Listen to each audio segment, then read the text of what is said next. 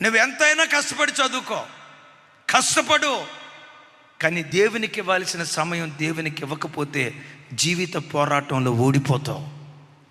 Tuition, extra class, college, extra class, computer class, అన్నిటికీ ఫుల్గా engage అయ్యి 24 గంటల కాల వ్యవధిలో స్టడీ కోసమే 18 గంటలు కేటాయించి, జస్ట్ 6 గంటలు నీ రిలాక్స్ కోసం కేటాయించి, ఈ 18 గంటల్లో 1 గంట కూడా నువ్వు దేవునికి ఇవ్వకపోతే, క్రైస్తవ తమ్ముడు, యవన బిడ్డలారా, అయ్యలారా, ఒకసారి ఆలోచించండి. 1 గంట దినానికి వచ్చి 1 గంట నీ పిల్లలు దేవునికి కేటాయించకపోతే, 1వ తరగతి నుండి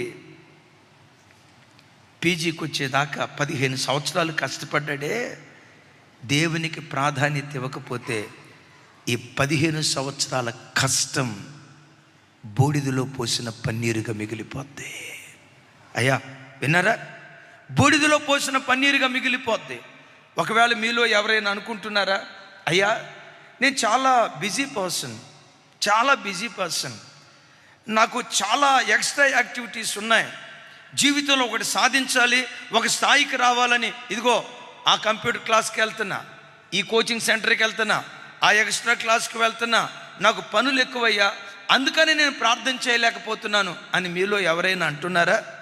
ద గ్రేట్ మార్టిన్ లూథర్, నా వైపు చూడు, ద గ్రేట్ మార్టిన్ లూథర్ ఎప్పుడు ఒక మాట అంటారు. ఏమంటారు తెలుసా? దేవా, ఈరోజు నాకు పనులు చాలా ఎక్కువ ఉన్నాయి, 16 గంటలు కష్టపడి పనిచేసిన పనులు పూర్తిగా, ఈరోజు నాకు పనులు చాలా ఎక్కువ ఉన్నాయి, కాబట్టి నేను ఈరోజు ఎక్కువసేపు ప్రార్థనలో గడుపుతా. ఈరోజు ఎక్కువ పనులు ఉన్నాయ్యా, నీకు తెలియందేం కాదు కదా నాయన, అందుకని అడావుడిగా ఈరోజు వరకు ఒక చిన్న ప్రార్థన చేసుకుంటానే, యేసు నామములో అడుగుచున్నాను తండ్రి, ఆమేనా? దేనికిరా తల్లి? చిన్న ప్రార్థన చేసుకుంటానయ్యా, స్వీట్ అండ్ ఏదో చెప్పండి సార్, ఎందుకంటే నేను బిజీగా ఉన్నా కదా, చాలా విస్తారమైన పనులు ఉన్నాయి కదా, ఇంత విస్తారమైన పనులు ఉన్నాయి కాబట్టి ఈరోజు కొద్దిసేపు ప్రార్థన చేసుకుంటాను అని మనం అంటాం. ఆయన ఏమంటాడు తెలుసా? ఈరోజు 16 గంటల పని, విస్తారమైన పని ఉంది, ఎక్కువ పని ఉంది, కాబట్టి ఎక్కువసేపు నేను ప్రార్థనలో గడుపుతా. అయ్యా, ఎక్కువ పని ఉన్నప్పుడు తక్కువ ప్రార్థనలో గడపాలి కదా, ఎక్కువ పని ఉన్నప్పుడు ఎక్కువసేపు ఎందుకు ప్రార్థన చేస్తావు? నేను ఎక్కువసేపు ప్రార్థన చేస్తే 16 గంటల్లో అయిపోయే పని 12 గంటల్లో పూర్తి అయ్యేటట్లుగా దేవుడు కార్యం చేస్తాడు. ఇప్పుడు వెల్డింగ్ పని చేసేవాళ్ళు ఉన్నారు, అబ్బా వాడు అర్జెంటుగా ఆర్డర్ ఇచ్చాడు, సాయంత్రం లోపు ఇవ్వమన్నాడు, ఈరోజు ప్రార్థన చేసుకోకపోతే ఏమైంది? జెర్మియా అంతే చెప్తాడు, ఆయన ఏమన్నా డ్యూటీ చేస్తే తెలుస్తాయి కదా. అవును, నేను ఏ డ్యూటీ చేయలా, డ్యూటీ చేస్తే తెలుస్తుంది. పని ఎక్కువ ఉంది, ఆర్డర్ సాయంత్రం కల్లా ఇచ్చేయాలా అని అడావిడిగా వెల్డింగ్ పని నిమిత్తం వెళ్తాం. వెళ్ళేసరికి విచిత్రం ఏంటో తెలుసా? కరెంట్ రాదు. జనరేటర్ ఆన్ చేస్తావు, ఫీజులు ఎగిరిపోయి ఉంటాయి, ఇంకొక అర్ధగంటలో కరెంట్ రాకపోద్దా, ఇంకొక అర్ధగంటలో కరెంట్ రాకపోద్దా అని ఎదురు చూస్తే, అద్భుతం తెలుసా? దేవుని మహా గొప్ప కృపను బట్టి సాయంత్రం దాకా కరెంట్ రాదు.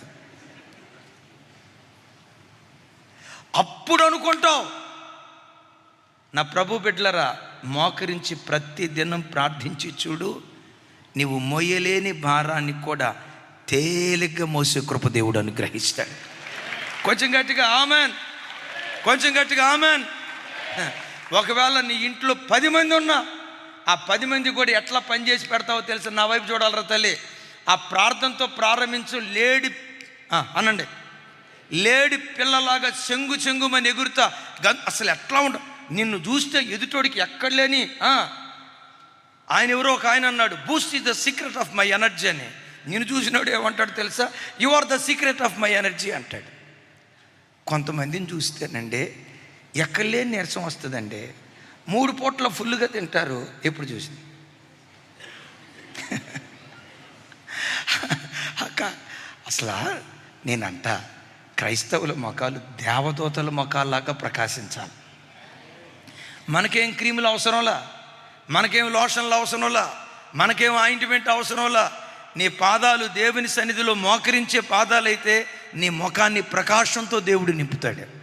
గట్టిగా చెప్తా మేమన్. పరలోకం పనిచేసేది ప్రార్థనా పరుల కొరకే. ప్రయాసానికి మించిన ప్రతిఫలం ఇచ్చేది ప్రార్థనే. ఇంకొక మాట ఇందులో చెప్పి నేను తర్వాత విషయానికి వెళ్తాను.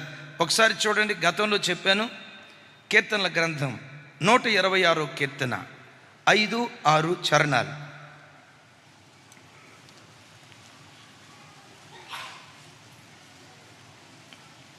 5-6 చరణాలు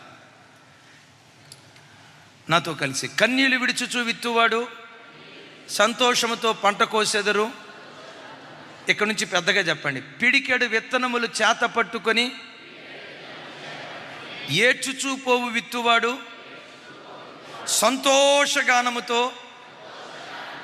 సంతోషగానము చేయుచు పనలు మోసుకొని వచ్చును. విచిత్రం చూడండి. Thank you. విచిత్రం చూడండి, నా వైపు చూడండి. పిడికెడు విత్తనములు, పిడికెళ్ళు కాదు, పిడికెడు అనండి. పిడికెడు అంటే ఒకటే, పిడికెళ్ళు కాదు. పిడికెడు విత్తనములు తీసుకొని ఏడుస్తా విత్తాడట. అందరూ విత్తనాల మీద నీళ్లు పోస్తూ ఉంటే ఈయన తన కన్నీటిని పోసాడు. అందరూ విత్తనాల మీద నీళ్లు పోస్తూ ఉంటే ఆ విత్తనాల మీద ఈ భక్తుడు కన్నీళ్లు పోసాడు. ఆ పిడికెడు విత్తనాలు విత్తాడు. పంట కోసేటప్పుడట పన మోసుకుంటూ వెళ్ళలేదట, పనలు మోసుకుంటూ వెళ్ళాడట. అనండి. విత్తింది ఎంత, మోసేది ఎంత? పిడికెడు విత్తినప్పుడు పన మోసుకొని వెళ్ళాలి, పన కాదు పనలు మోసుకొని వెళ్తున్నాడు. ఇక్కడ ఏం కనపడుతుందో తెలుసా? ప్రయాసానికి మించిన ప్రతిఫలం. ఎందుకు ఆ ప్రయాసానికి మించిన ప్రతిఫలం వచ్చిందో తెలుసా? కన్నీటి ప్రార్థన. అమ్మా, ఒక అన్నగా చెప్తున్నా, నీ ప్రయాసం బూడిదలో పోసిన పన్నీరు అవటానికి ఆ ప్రార్థనలేమే దానికి కారణమేమో.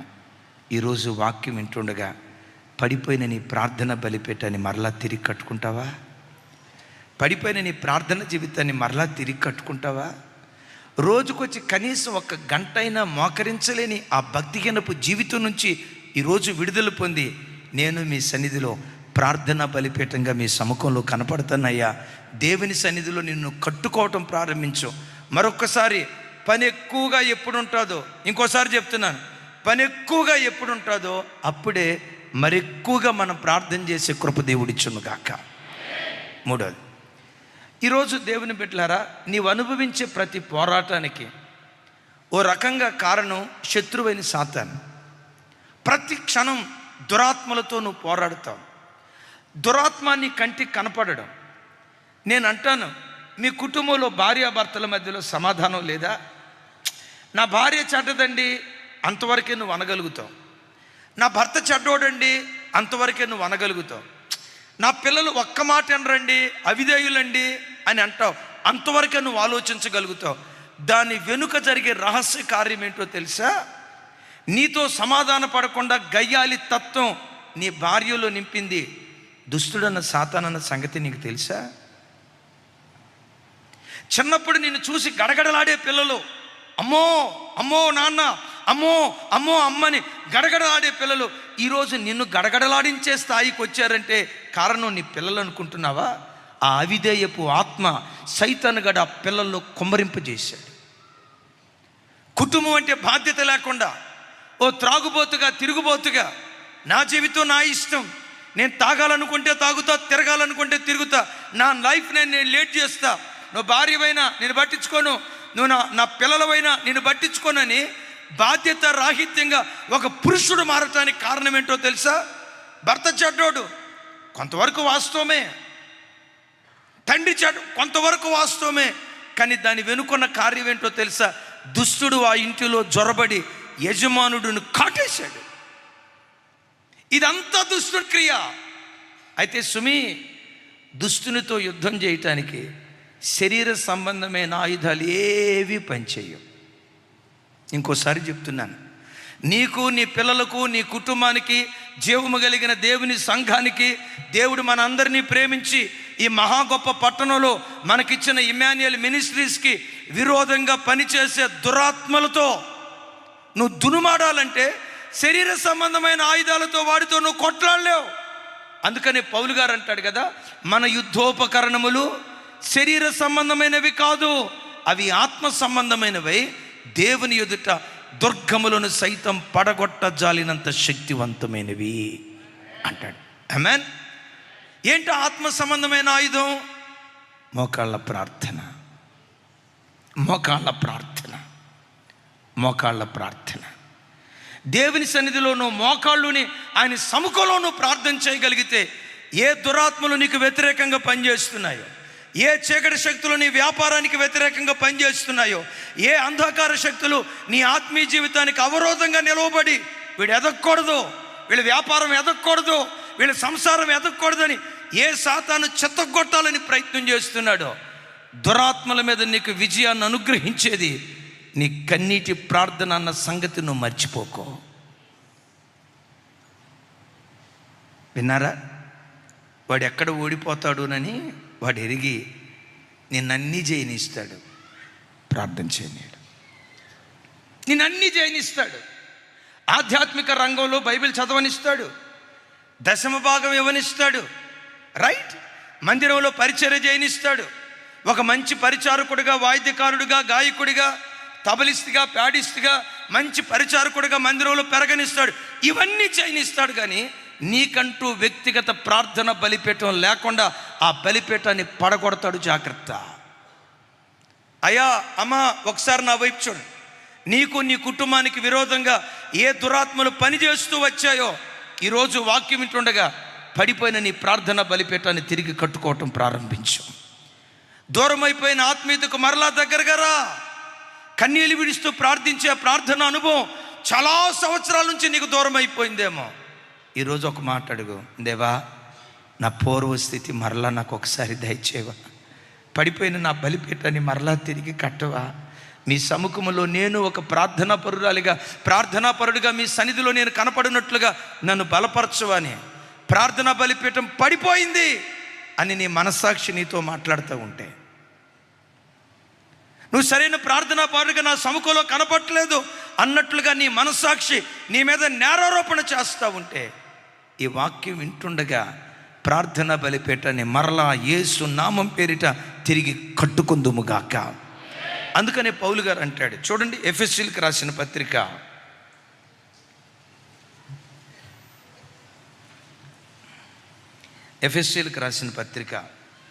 6వ అధ్యాయం. తమ్ముడు ముందు 12వ వచనం చూయించు. రైట్, నాతో కలిసి చెప్పండి. ఏలయనగా మనము పోరాడునది శరీరులతో కాదు కానీ ప్రధానులతోనూ అధికారులతోనూ ప్రస్తుత అంధకార సంబంధమగు లోకనాథులతోనూ, ఇక్కడ చెప్పండి, ఆకాశ మండలమందున్న దురాత్మల సమూహంతో పోరాడుచున్నాము. అయ్యా, నా వైపు చూడండి. మన పోరాటం ఎవరితో? ఆకాశ మండలమందున్న దురాత్మల సమూహం. కొందరిలో ఆ దురాత్మ అపవిత్రపు మనస్సు, మరికొందరిలో అవిధేయపు మనస్సు, మరికొందరిలో నోటి మాటలతో చెప్పుకొని లైంగికపరమైన అపవిత్రమైన వాంఛలో, చెడ్డ కోరికలో మనుషుల హృదయాల్లో కలుగు చేసి జీవితాలు మింగేస్తూ ఉన్నాడు. ఈ దురాత్మలతో నువ్వు పోరాడాలంటే అంటాడు 10 తర్వాత వచనంలో అంటాడు, ఈ దురాత్మలతో పోరాడాలంటే నిత్యము మనం ప్రార్థించే ప్రార్థనా పరులుగా దేవుని సముఖంలో బ్రతకాలి. తమ్ముడు, ఆ వచనం చూయించు. ఇందాక చూయించావు కదా.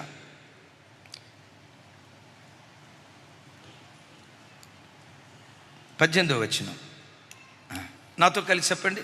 ఆత్మ వలన ప్రతి సమయమందు ప్రతి విధమైన ప్రార్థన విజ్ఞాపనలు చేయుచు. ఒకసారి నా వైపు చూడండి. ఏమన్నాడు ఇక్కడ? ఆత్మ వలన ప్రతి సమయమందు ప్రతి విధమైన ప్రార్థనలు చేయొచ్చు. అంటే క్రైస్తవుడు ప్రార్థన ఎప్పుడెప్పుడు చేయాలి?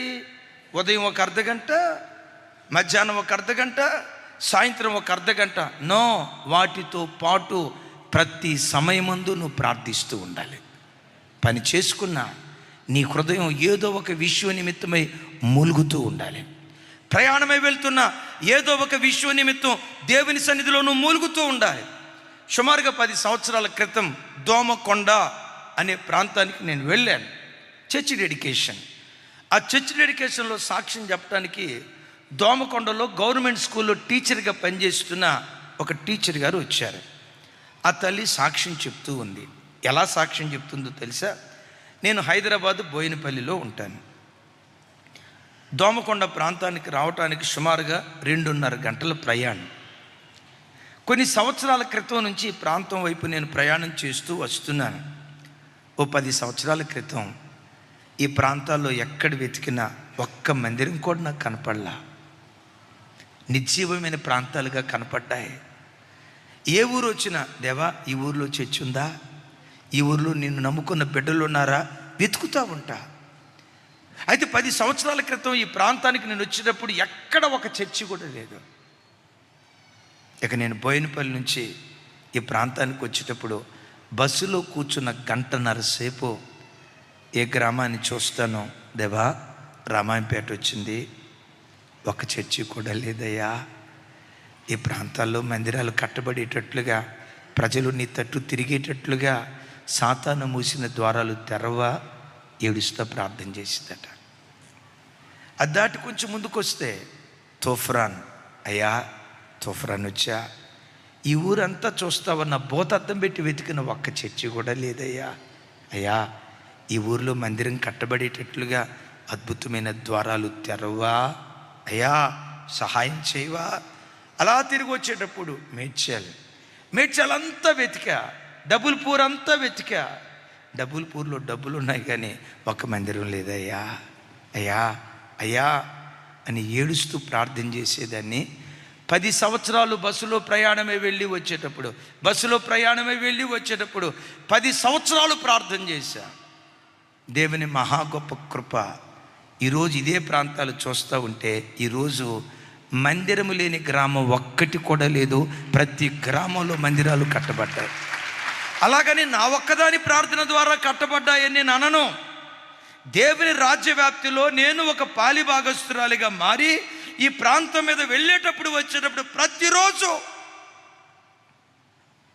ప్రార్థించే మనసు నీకు ఉండాలే కానీ చెరసాల కూడా దేవుని మందిరంగా మార్చుకోగలుగుతావు.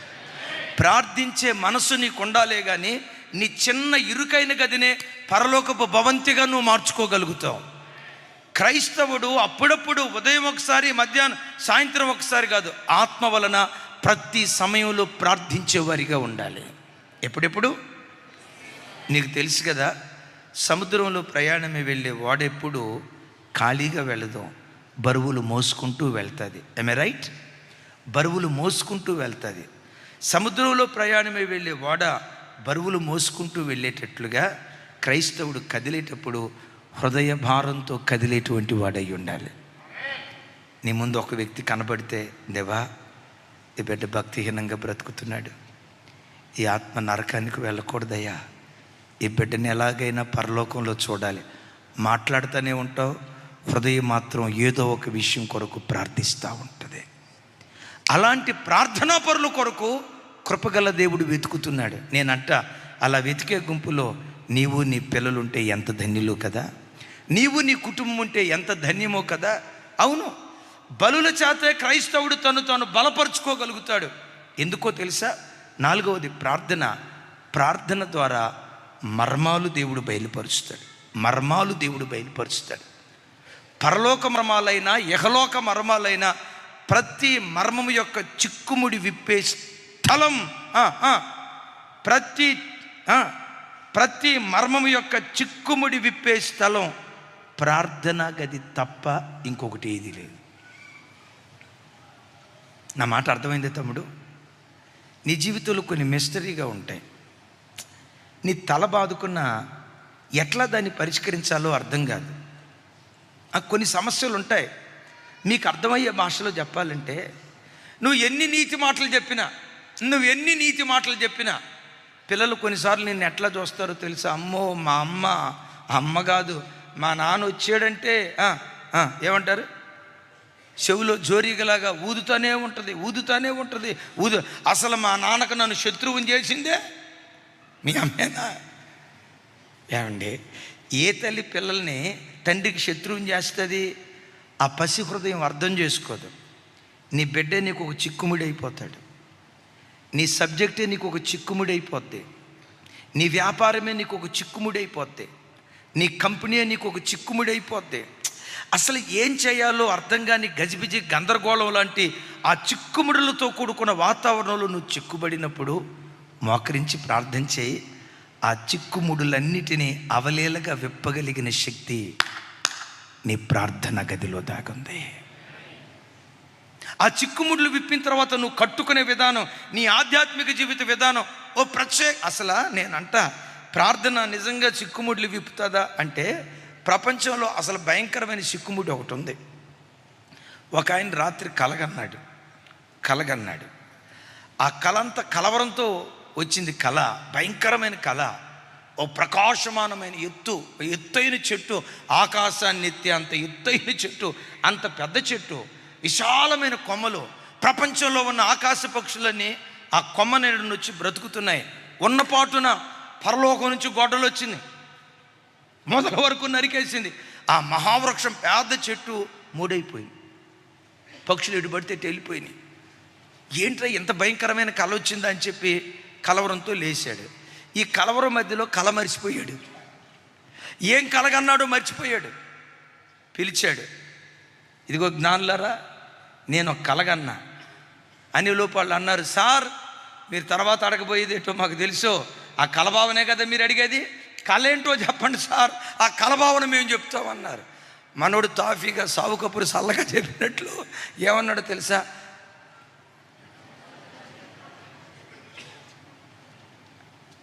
మీరు నవ్వారు, వాళ్ళు నవ్వలా, రాజు దగ్గర నవ్వలేరుగా. ఇక అట్టాకే చూసి రాజుకు రాత్రి కలలో మెంటల్ షాక్ వచ్చినట్టుంది. కలగంద ఆయనంట, ఆయనకన్నా కళ మనం చెప్పాలంట, మరలా దాని భావన మనం చెప్పాలంట. ఈ పిచ్చి ముదిరితే రేపో మాపో ఎర్రగడ్డ మెంటల్ హాస్పిటల్లో జాయిన్ చేయాల్సి వచ్చింది. అరే మనకు తెలిసిన డాక్టర్ గారు ఉన్నాడు కదా, ఆయనకి చెప్తాంలే అని ఆలోచించుంటారు. ఈలోపు ఏమన్నాడు తెలుసా? పిడుగు వార్త, నా కళే కనుక మీరు చెప్పకపోతే, నా కలభావనే కనుక మీరు చెప్పకపోతే చెప్పండి సార్, మెడకాయ మీద తలకాయ ఉండదు అన్నారు. వాళ్ళ మధ్యలో జనాలంతా గడగడలాడుతూ ఉంటే వాళ్ళ మధ్యలో ఒక స్వరం వినబడుతుంది, రాజా కొంచెం సమయమే, కళ చెప్తా, కలభావన చెప్తా. దానియేలు మన ప్రమాదంలో ఉన్నాం, తస్మాత్ జాగ్రత్త అని ఉంటారు యూదులు. దానియేలు మనం నష్టాన్ని కొని తెచ్చుకుంటున్నాం, జాగ్రత్త అని ఉంటారు. కానీ దానియేలు వాళ్ళని నెమ్మలించి ఇంటికి వెళ్ళిన తర్వాత ఏం చెప్పాడంటే, మనం ఇజ్రాయేల్ దేశంలో ఉన్నప్పుడు ఇర్మియా పాస్టర్ గారు ఏం చెప్పారు? నాకు మొరపెట్టుము, గ్రహింపలేని గూఢమైన సంగతులు నీకు తెలియజేస్తా అని మన పాస్టర్ గారు చెప్పాడు కదా. మన ఊర్లో ఉన్నప్పుడు చెప్పాడా లేదా? గ్రహింపలేని గూఢమైన సంగతులు. ఎదుటోడు కన్నా కళ గ్రహించలేంది, ఎదుటోడు కన్నా కళ గూఢమైంది. కానీ ప్రార్థన గూఢమైన వాటిని బయలుపరుస్తుంది, మర్మాలు విప్పగలుగుతుంది. రండి ప్రార్థన చేద్దాం. ఎప్పుడైతే ఆ రెఫరెన్స్ చూపించారో ఈ ముగ్గురికి దానియేలుతో పాటు అంటారు కదా, ఎంత బలం ఇదో అంటారు కదా, 1000 ఏనుగుల బలం వచ్చి రాత్రి అంతా ఆల్ నైట్ ప్రేయర్ చేశారు. అద్భుతం తెలుసా? ఆ భయంకరమైన చిక్కుముడి దానియేలుకి విప్పి మర్మాన్ని దేవుడు బయలుపరిచాడు. అమ్మా నా వైపు చూడు, ఈ కష్టాధ్యతం ఏం చేయాలో అర్థం కాల. ఎంత కష్టపడి సంపాదించిన అప్పులు మిగులుతున్నాయి కానీ మిగులుబడి కలగట్లేదయ్యా, అసలు అర్థం కావట్లా. డబ్బు ఎలా వాడాలో అదే నీకు ఒక మిస్టరీగా మిగిలిపోయిందా? వీడికి ఏ మాటలు చెప్తే నా మాట వింటాడు, మిస్టరీగా మిగిలిపోయిందా? నువ్వెంత మంచిగా ఉన్నా నిన్ను ఒక శత్రువులాగా చూస్తూ నీకు విరోధంగా జనాలు పనిచేస్తున్నారా? నేను మనసులో కూడా కీడు తలపెట్టలేదు కదయ్యా, నేనేం చేశానని వీళ్ళు నాతో ఇట్లా ప్రవర్తిస్తున్నారు? ఈ బంధాలు, మానవ బంధాలే ఒక మర్మంగా మిగిలిపోయాయి. అలాగని ఆలజోలు నాకెందుకు అని అనుకోవటానికి మన మనుషులం కదా. నలుగురు ప్రేమ మనకు కావాలా వద్దా? మీకు వద్దనుకుంటా. నలుగురు మధ్యలో ఉన్నప్పుడు సంబంధాలు బాగుండాలి కదా. అయ్యా నేను ఎంత మంచిగా ఉన్నా ఇట్లా అయిపోతున్నారు. వీళ్ళతో ఎలా మెసగాలో ఇదే నాకు ఒక మిస్టరీ, ఇది ఒక మర్మంగా మిగిలిపోయింది. జీవితంలో ఏ చిక్కుముడితో ఈరోజు ఆరాధనకు వచ్చినా మోకరించి ప్రార్థన చేయి. నువ్వు ప్రార్థిస్తుండగానే నీ ముడులన్నిటినీ ఈ దినమే నా దేవుడు విప్పునుగాక. ఆ సంక్లిష్టమైన ప్రతి సమస్యను నా దేవుడు తొలగించి నేను స్వతంత్రుడిగా దేవుడు మార్చునుగాక. అవును, బలుల చేత మిమ్మల్ని బలపరుచుకుంటారా? మా బలమంతా బలిలోనే దాగుంది, మా బలమంతా ప్రార్థనలోనే దాగుంది. ప్రార్థనలో దాగిన బలం ఎన్నో ఉన్నాయి. ఆఖరి మాట చెప్తాను. ఈ మట్టి గట్టాన్ని మహిమా స్వరూపుడైన దేవుని పోలికలోకి మార్చేది, ఈ మట్టి మనిషిని దేవుని వంటివాడిగా మార్చేది, దేవుని పోలికలోకి నిన్ను నన్ను మార్చేది ప్రార్థన తప్ప ఇంకొకటి ఏదీ లేదు. వాక్యం కొంతవరకే చెక్కుతుంది నిన్ను నన్ను, వాక్యం కొంతవరకే చెక్కుతుంది. నీకు నాకు వ్యక్తిగత ప్రార్థన లేకపోతే క్రీస్తు సారూప్యంలోకి మనం మార్చబడలేం. అందుకనే చూడండి ఆ మాట, కొరింథీయులకు రాసిన మొదటి పత్రిక 6వ అధ్యాయం 16-17 వచనాలు. కొరింథీయులకు రాసిన మొదటి పత్రిక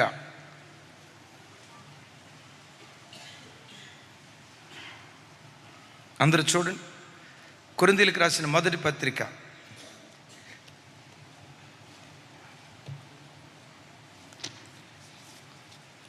చూడండి. కొరింథీయులకు రాసిన మొదటి పత్రిక 6వ అధ్యాయం 16-17 వచనాలు. 6వ అధ్యాయం 16-17 వచనాలు చూడండి ఒకసారి. అందరూ చూడండి నాతో కలిసి, ఇక నేను ముగిస్తాను ఇది చెప్పి. వేశ్యతో కలుసుకున్నవాడు దానితో ఏకమై ఉన్నాడని మీరు ఎరుగరా? వారిద్దరూ ఏక శరీరమై ఉందురని మోషే చెప్పుచున్నాడు కదా. నెక్స్ట్, అటువలే ప్రభువును కలుసుకున్నవాడు ఆయనతో ఏకాత్మై ఉన్నాడు. చప్పలు కొడుతూ దేవునికి స్తోత్రాలు చెప్దాం. పై పోలిక ఒక భయంకరమైన పోలిక, దాని గురించి చెప్పడానికి నాకు మనసు లేదు. కానీ ఇక్కడ అంటాడు, వేశ్యను కలుసుకునేవాడు దానితో ఏక శరీరమై ఉన్నాడు. అటువలే ప్రభువును కలుసుకునేవాడు ప్రభువుతో ఏక శరీరమై ఉన్నాడు. ప్రార్థనలో మనం ఎవరిని కలుసుకుంటాం? ప్రార్థనలో ఎవరిని కలుసుకుంటాం? ఉపవాస ప్రార్థనలో ఎవరిని కలుసుకోవటానికి వెళ్తాం? మోకాళ్ళుని ప్రార్థన చేసేటప్పుడు ఎవరిని కలుస్తాం? వాక్యం చదివేటప్పుడు ఎవరిని కలుస్తాం? దేవుని కలవటానికి వెళ్తాం కదా. దేవుని కలవటానికి వెళ్తే దేవుని కలిసేవాడు దేవునితో ఏకాత్మై ఉంటాడట. అర్థం ఏంటో తెలుసా? ఆయన ఆత్మ ఎట్టిదో నీ ఆత్మ అట్టిదిగా మార్చబట్టడానికి దేవుడు కృప చూపిస్తాడు. దేవుడు ఎట్టివాడో సాక్షాత్తును వట్టివాడిగా మార్చబడే విశేష కృప దేవుడు అనుగ్రహిస్తాడు. అహరోను మోషే అనండి. మోషే అహరోను ఇద్దరు ఒకే తల్లి కడుపును పుట్టిన వాళ్ళు. విచిత్రం ఏంటో తెలుసా? అహరోను ఆ కొండ దగ్గర దూడను చేసి ఓ రకంగా దేవునికి దూరస్తుడైపోయాడు, అబద్ధికుడైపోయాడు, విగ్రహారాధికుడైపోయాడు, దేవునికి ఆయాస్కరమైన కార్యం చేశాడు. నేనంట అహరోను దేవునికి శత్రువై దేవునికి దూరం అయిపోయాడు. కానీ అద్భుతం తెలుసా? మోషేను గురించి బైబిల్లో రాసి ఉంటుంది, మోషే భూమి మీద ఉన్న సమస్త ప్రజలలో మిక్కిలి సాత్వికుడు. సృష్టి అంతటిలో మిక్కిలి సాత్వికుడు మన ఆరాధ్య దైవం ప్రభు అయిన యేసుక్రీస్తు వారు. యేసుక్రీస్తు వారి తర్వాత అలాంటి మిక్కిలి సాత్వికం కలిగిన మొట్టమొదటి వ్యక్తి ఎవరయ్యి అంటే మోషే. అంటే మోషే పరోక్షంగా యేసయ్య వంటి వాడిగా మార్చబడ్డాడు. అహరోను మార్చబడలేదు, మోషే మార్చబడ్డాడు. ఎందుకు? ఇంకోసారి, మోషే దేవుని వంటి వాడిగా మార్చబడ్డాడు. అదే తండ్రి కడుపును పుట్టిన అహరోను ఆ దైవిక లక్షణాలు వంటబట్టించుకోలేదు. మోషే దేవుని స్నేహితుడు అని పిలువబడ్డాడు. అవును, మనం ఆరాధించే యేసయ్య దేవుని ఇంటి మీద నమ్మకమైన వాడు. మోషే దేవుని ఇంటిలో నమ్మకమైన వాడు. యేసయ్య నమ్మకమైన వాడు, మోషే నమ్మకమైన వాడు. యేసయ్య సాత్వికుడు, మోషే సాత్వికుడు. మోషే యేసయ్య వంటి వాడిగా మారిపోయాడు. ఎందుకో తెలుసా? సినాయి పర్వతం మీద 40 రోజుల పాటు 2 పర్యాయాలు కఠోర ఉపవాస ప్రార్థన చేశారు. దేవునితో గడిపాడు గనుక దేవుని వంటివాడిగా మారిపోయాడు. నువ్వు ఎవరితో గడుపుతావో వారి వంటివాడిగా మారుతావు. చెడ్డ స్నేహితులతో గడిపితే చెడ్డవాడివి అయిపోతావు. సోషల్ మీడియాతో గడిపితే లోకం తప్ప నీకు ఆత్మీయ లక్షణాలు రావు. వ్యసనపు మాటలు మాట్లాడే వాళ్ళతో నువ్వు కలిసి బ్రతికితే ఆ వ్యసనపరుడుగానే నువ్వు మార్చబడతావు. ఆత్మీయ స్థితి నీకు రాదు. వాక్యం అంటుంది, ప్రభువును కలుసుకొనువాడు ప్రభుతో ఏకాత్మ అయి ఉంటాడు. ప్రభులాగా మారుతాం. మధ్యాకాశానికి వచ్చినప్పుడు రెప్పపాటు కాలంలో ఎత్తబడి యుగాయుగాలు ప్రభుతో కూడా ఉండే భాగ్యం దేవుడు మనకు అనుగ్రహిస్తాడు. ఒక్క తీర్మానం చేసుకుంటావా తమ్ముళ్ళు? చూడండి, ఒక్క తీర్మానం. రోజుకొచ్చి కనీసం యవ్వన బిడ్డలో కనీసం ఒక్క గంటైనా నీ సన్నిధిలో ఏకాంతంగా ప్రార్థనలు గడుపుతానయ్యా. ప్రతి అరుణోదయపదయం లేవటంతో తొల్లిటి అర్ధగంట నీకు ఇస్తా. అమ్మతో కలిసి సాయంత్రం కుటుంబ ప్రార్థనలో పాలిభాగస్తున్నవుతా. ప్రార్థన బలే నేను ప్రతి క్షణం బలపరచడం ప్రారంభిస్తుంది. దురాత్మల మీద నీకు జయం ఇవ్వటం ప్రారంభిస్తుంది. ఒకవేళ ఆ ప్రార్థన జీవితం పడిపోయిన స్థితిలో ఉంటే ఒక్కసారి పడిపోయిన ప్రార్థన బలిపేటని తిరిగి నిలవబెట్టాయ కోరుకుందాం. అట్టి కృప దేవుడు మనందరికీ దయచేయును.